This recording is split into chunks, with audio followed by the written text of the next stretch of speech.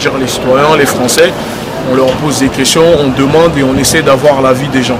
Donc aujourd'hui, au fait, là, je vais juste vous poser au fait deux questions. C'est-à-dire, vous voyez que la France a eu des anciens colonies, par exemple, en Afrique. D'accord? Ça veut dire, ils sont en lien, ils sont un peu liés.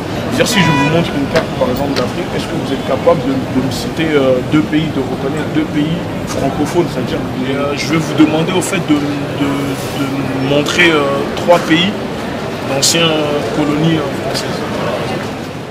Il y a l'Algérie. Non, en fait, voilà, je savais du quoi. J'ai dit là, ils vont tous commencer par là. En fait, il faut oublier tout ce qui est Maghreb. Il faut vraiment aller en bas. Et Afrique subsaharienne, voilà, ancienne colonie française. Tu sais ou pas? Non. Il n'y a pas le Sénégal. Je sais pas si c'est le Sénégal, non? Oui, mais en fait, tu me le montres sur la carte. C'est par là. Mais après, dire où c'est, je sais pas. Là? Là. Non. Bah, je sais pas alors. Et toi, t'as aucune idée. C'est-à-dire là, sur une carte d'Afrique, là, tu peux même pas me montrer. Est-ce que vous pouvez en citer là comme ça? Voilà, citer un et... Un ou deux. Deux pays? Ouais. Bah, l'Afrique du Sud. Voilà, parce que ça, c'est en Afrique du Sud. Voilà, elle a trouvé. Bah, attends. Et la Somalie. Là. Oui, voilà, la Somalie, elle est où? Là. Voilà. À ton tour. Toi, la géographie, c'est pas pour toi. Est-ce que vous pouvez en citer, même sans les montrer, juste en citer deux pays d'Afrique francophone, deux pays d'Afrique subsaharienne? Ouais, mais pas du Maghreb. Pas du Maghreb. Non, pas du Maghreb. Je laissais. Bah, j'ai dit le Sénégal, donc je le retire. Oui, le Sénégal, oui. Et Madagascar, c'est une ancienne colonie de la France. Voilà, et. Je sais pas du tout des pays d'Afrique. Ah non, mais elle, je crois, on l'a perdu. On l'a perdu. La géographie, c'est pas pour elle. Tu peux dire dans le Maghreb ou pas? Non, le Maghreb, ça c'est connu. C'est facile, mais. Ouais, c'est facile, en fait. Là, on voulait en fait plus.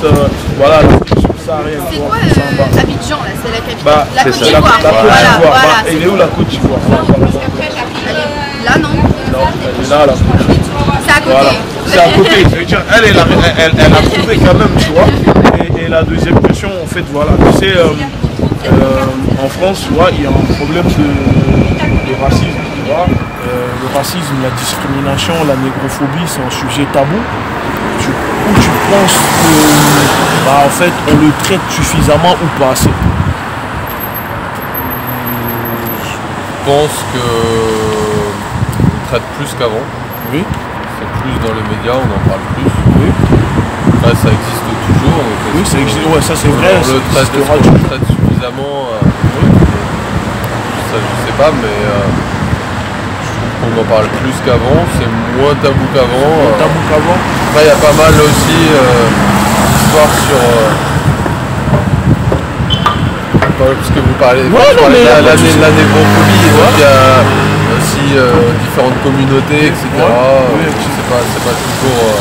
Tout le monde n'est pas toujours traité, c'est vrai, de la même manière. De la même manière, c'est-à-dire, par exemple, ce qu'on remarque en France, c'est que, par exemple, dès qu'il y a, c'est-à-dire c'est les afro-français, voilà, moi j'appelle afro, c'est-à-dire tout ce qui est afro, c'est-à-dire les couleurs noires, c'est-à-dire les gens français issus de la communauté noire, dès qu'il y a un problème de racisme et qu'ils essaient d'en parler, en fait tout de suite en fait les médias ou que ce soit les gens, ils pensent que c'est la victimisation, qu'en fait ils sont dans la victimisation ou qu'on se victimise, mais je pense pas que. Par exemple, là, si tu passes, tu me dis sale noir ou j'en parle, ça ne veut pas dire que je suis pas une victime. C'est juste que je pense qu'on doit les dénoncer, on doit agir parce qu'on ne peut pas banaliser au fait ce genre de propos-là. Non, je pense qu'il y a quelque chose à. C'est sûr qu'il y a encore du travail à faire. Oui. Je pense que ce qui est vraiment délicat aussi, c'est d'apporter des preuves juridiquement quand il y a de la discrimination et que ça reste un problème. Je pense aussi que chez les jeunes, les plus jeunes, qui n'ont pas forcément vraiment conscience de ce dont vous parlez, il y a peut-être un peu il y a une victimisation pour certains, il y en a qui l'utilisent. Voilà. Tu penses à quelqu'un en particulier? Je pense aux plus jeunes, quoi. peut-être les 13 ans, 14 ans, quand on commence à vouloir affirmer son identité, ça peut être aussi une manière de dire moi je suis comme ci, comme ça, sans que ce soit forcément aussi profond. Profond comme voilà. Et je pense qu'au fait, eux, ils sont peut-être ils essaient de faire une victimisation parce qu'ils banalisent au fait un peu, parce que comme tu dis, nous on sent que c'est quelque chose.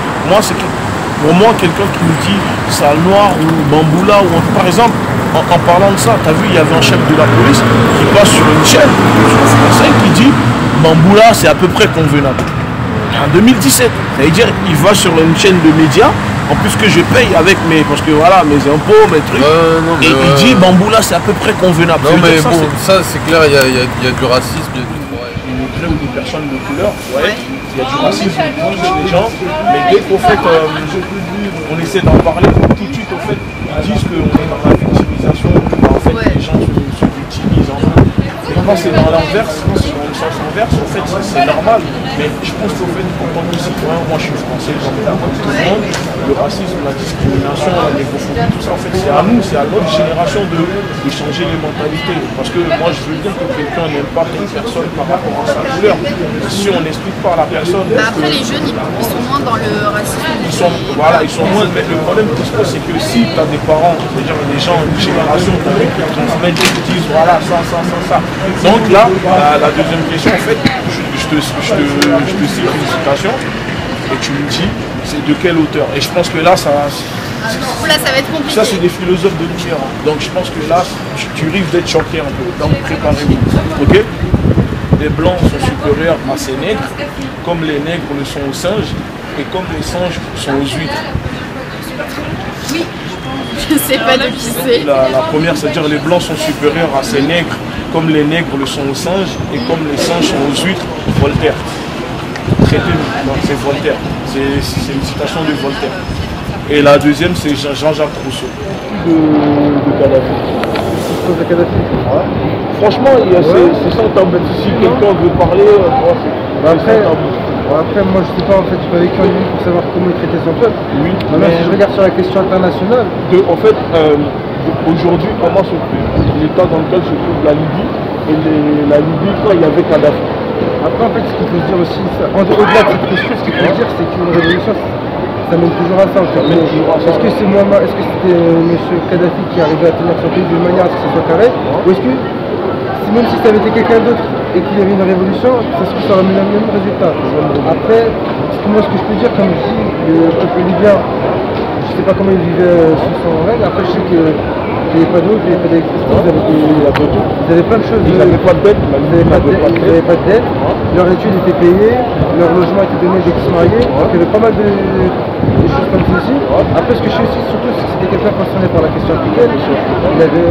Je crois qu'il y a de plus en plus de personnes fâchées au racisme qui le montrent et qui, voilà, c'est comme là dernièrement l'affaire de Patrice Evra, tu vois. Je trouve normal que les journalistes ils disent oui, on est dans la victimisation de dire que non, moi je ne trouve pas. Parce que si les autres ont droit se défendre, par exemple quand c'est les feux, on dit c'est l'antisémitisme, on les attaque, mais pourquoi quand c'est les autres peuples, c'est-à-dire que ce soit les Noirs ou les Arabes, ou les comme ça, tout de suite on est dans la victimisation. C'est-à-dire en gros, nous, en fait, on doit tout le temps fermer notre bouche, on ne doit pas en parler, on subit, en fait, c'est tout. Et dès qu'on essaie de se rebeller, on est dans la victimisation, on le trouve mal. Tu vois, c'est ça le problème. Sur ça, je suis d'accord. Après, pour moi, il y a deux choses à faire. La première chose, c'est ne pas adopter une posture victimaire, mais avoir tout de même un point de vue lucide. C'est-à-dire qu'il se passe des choses qui sont réellement racistes, et sur ça, il faut le dire. Mais il ne faut jamais adopter la posture victimaire. C'est-à-dire, moi je suis victime, dire, mais écoutez, ce que vous faites là, c'est pas juste. Voilà. On dénonce. Et on agit. Et non pas ceux qui me plaindre à dire ça, mais en fait, il faut dépasser l'étape des commentaires sur les réseaux, dénoncer et agir. Là, je vais parler de la situation. On a une phrase. On a quelle phrase de notre slogan? Et ça s'appelle dénoncer est obligatoire, agir est un choix. Donc sur ça, je te rejoins totalement. On doit dénoncer, pour moi, c'est une obligation pour nous. Une obligation. Si on ne le fait pas, c'est qu'à ce moment-là, on est victime de la justice. On est victime. commet l'injustice. On commet l'injustice et en plus on banalise. Et agir est un choix, agir, par contre, ça donne notre progrès et c'est à nous de faire évoluer les choses. D'accord, pour finir, par exemple, là, je donne la parole pour qu'ils nous parlent de leur association. Et donc voilà, s'il y a des gens qui se sentent concernés et qui peuvent faire quelque chose, bah, je vous laisse parler de faire la pub pour son association. Bah, écoutez, nous, c'est les Dixois, c'est une association citoyenne localisée dans la ville de Montréal, aux alentours de Cergy. On est dans plein de choses, tout ce qui tourne autour de la citoyenneté, c'est-à-dire que là, par exemple, on va faire des maraudes. Donc maraudes vont venir dès sans-abri. On a fait des soirées, je veux dire, sociales. On a parlé, par exemple, on a traité de la question des immigrés. C'était une soirée de l'œil des réfugiés. Donc on parlait des réfugiés qui venaient justement d'Irak et qui avaient un traitement, on va dire, médiatique assez défavorable. On parle, en fait, on est vraiment de toutes les questions qui concernent la citoyenneté. Donc allez voir notre page et. Est-ce que vous avez une page Facebook? Donne la page. Les Dixois. D'accord. Ok, ça marche. Bon, Merci beaucoup. En tout cas, on vous remercie au pays. Donc la première photo, c'est le franc CFA. Ça te dit quoi le franc CFA?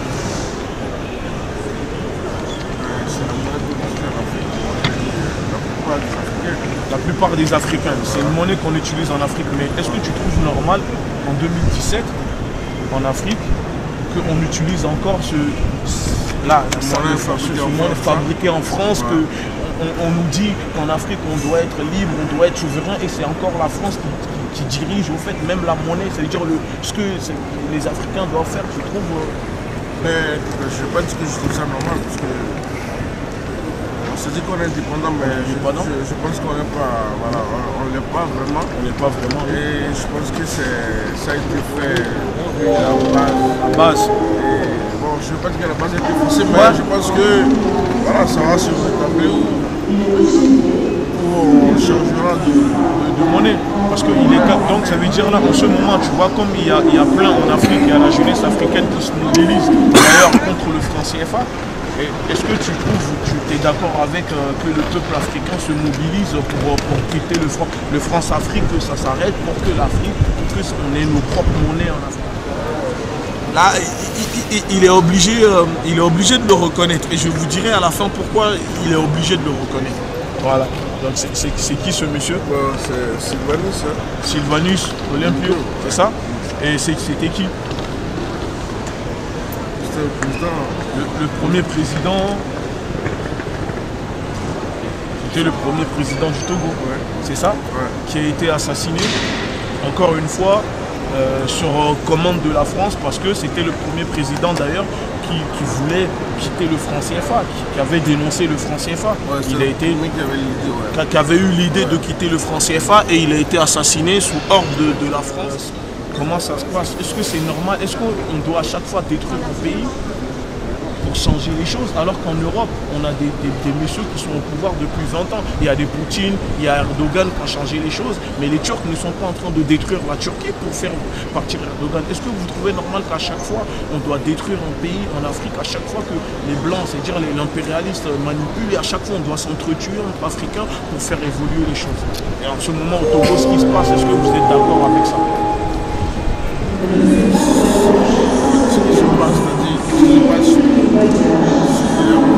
Ouais, les revendications, l'action, c'est-à-dire le fait que le pays est un peu déstabilisé et que vous voyez, est-ce que vous... Moi je ne peux pas vous dire grand-chose là parce que le fond réel je ne le connais pas trop. Donc je ne peux pas dire il y a ça qui est beau, c'est pas bon pour un chose. Mais je pense que la nature a déjà ses raisons. Voilà. Les fils du même pays, une institution pour régler. Donc on n'est pas forcément obligé de s'entretuer en Afrique. Entre nous déjà, voilà, l'unité africaine, il faut que ça existe. Et que nous, entre nous, les frères, ou les gens du même sang, voilà, même sang, pas s'entretuer. Voilà. Donc pour finir, en fait la surprise que j'avais réservée à mon cher, je vais lui dire à mon cher compatriote en fait, parce que c'est un Togolais. Au fond de l'île. Donc, les caméras donc il y avait au Congo, pour la vie. Parce qu'il y a un blanc, à Vigne, il y a un blanc origine, il posait question à non, jusqu'au du début à la fin, au Doiti. Même question, on a Togo venu à Tchourbeti. Je pense que en tant qu'entre Togolais, là maintenant tu sais que voilà, que moi aussi je suis Togolais. Je pense qu'en fait on doit appeler à l'unité dans notre pays et que moi, comme toi, tu as envie de rentrer chaque année au Togo et que tu n'as pas envie de retrouver le Togo dans un état comme la Libye où y a des terroristes qui viennent, qui profitent de cette déstabilisation-là. Donc comme je l'avais dit, j'avais une surprise pour lui à la fin. Et voilà, c'était ça la surprise pour lui dire qu'au fait, que voilà, comme lui, je suis Togolais comme lui et que je parle parfaitement sa langue.